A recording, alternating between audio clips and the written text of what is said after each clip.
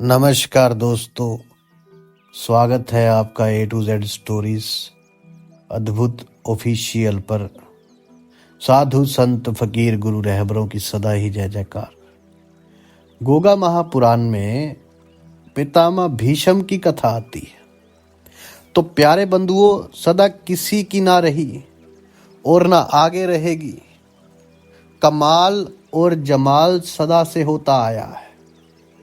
जो भी शुभ कर्मों से गिर जाते हैं उनका पतन निश्चय ही हो जाता है। रावण का पतन हुआ, कंस का पतन हुआ, जरासंध का पतन हुआ।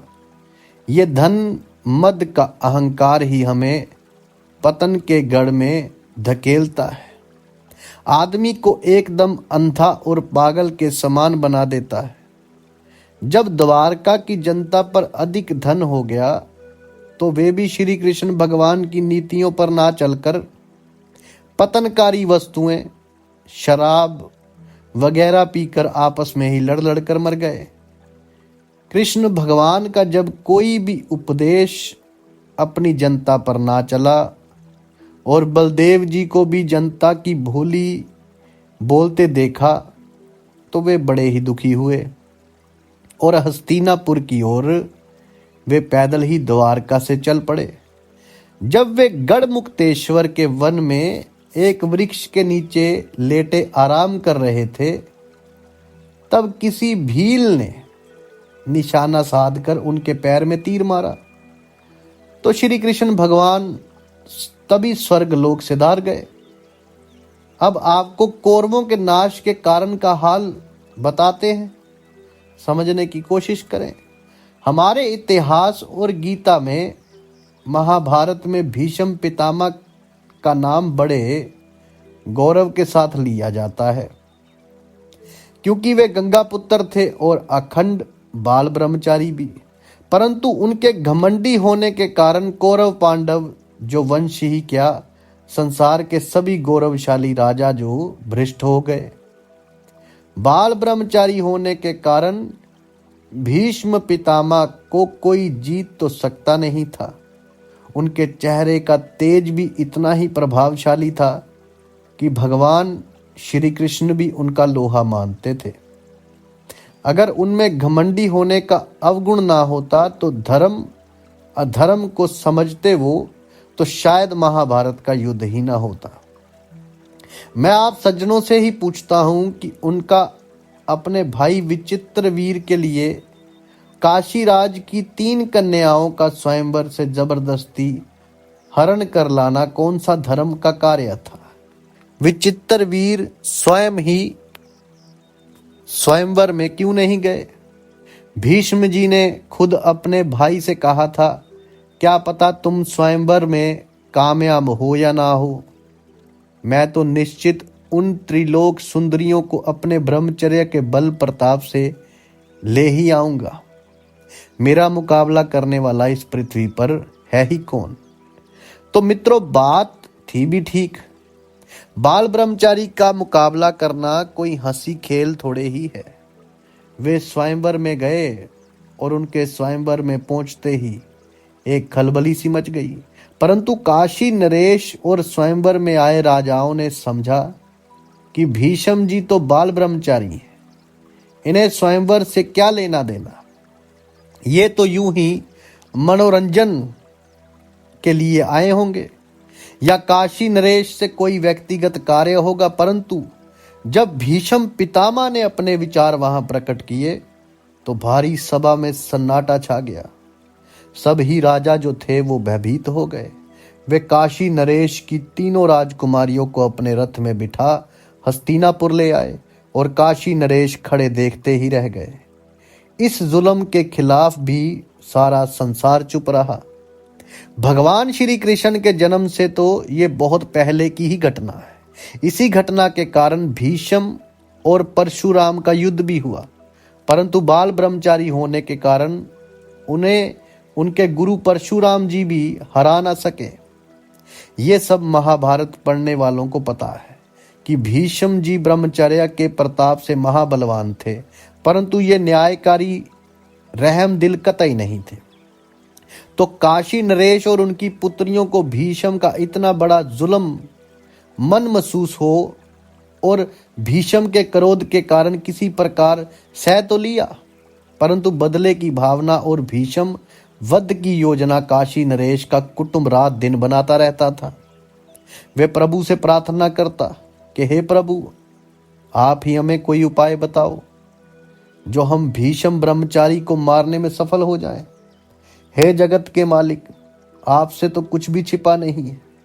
इस घमंडी गंगा पुत्र ने बिना वजह हम पर कितना जोर जुल्म किया है। इसके पश्चात भी भीष्म जी ने अपने घमंडी होने के कारण कितने जुल्म जनता पर किए होंगे, उनकी गीता महाभारत में कहीं भी चर्चा नहीं है।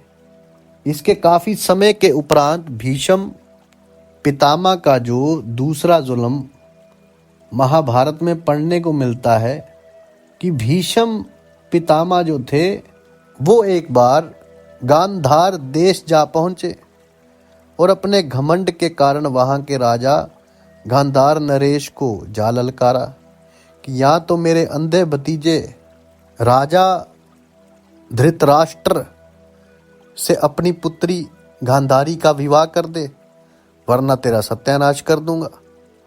तो भीष्म पितामह के वचन सुनकर गांधार नरेश और उनका पुत्र शकुनी जो था वो गुस्से के कारण अपने मन ही मन खूब क्रोधित हुए, परंतु भीष्म से युद्ध करने की उनमें सामर्थ्य नहीं थी।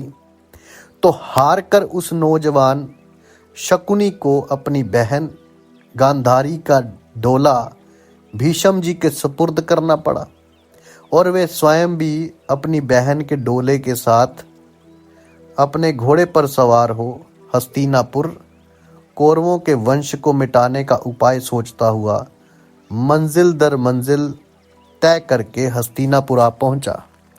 और जब हस्तिनापुर के महल की शानो शौकत देखकर जितनी खुशी गांधारी और उसके भाई को हुई, उससे ज्यादा दुख तब हुआ जब उन्होंने देखा भीष्म ने हमें बड़ा धोखा दिया है।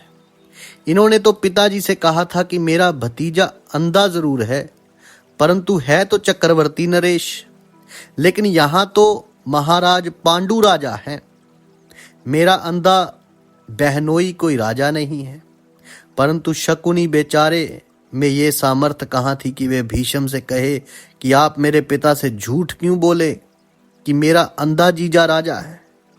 सच बात तो यह है कि अपने भाई की बातें सुन सुनकर गांधारी ने उसी समय अपनी आंखों पर पट्टी बांध ली कि ऐसे धूतरों की शक्ल में जीवन भर नहीं देखूंगी, और शकुनी से कहा भैया अब तुम यहीं रहो, मेरा कोई तो यहाँ होना ही चाहिए। मैं इन दगाबाज धूतरों की शक्ल ना देखकर भगवान से नित्य नियम से प्रार्थना करूंगी कि हे अनाथों के नाथ, इन दगाबाजों का जितनी जल्दी हो सके तो सत्यानाश कर दे। मुझ अनाथ अबला की जीवन नैया के खेवनहार तेरे सिवा मेरा दूसरा कौन है। अपनी बहन गांधारी के दुख भरे विचार सुनकर शकुनी बोला, बहन तुम चिंता मत करो, जो तुम्हारे विचार हैं वही मेरे विचार भी हैं।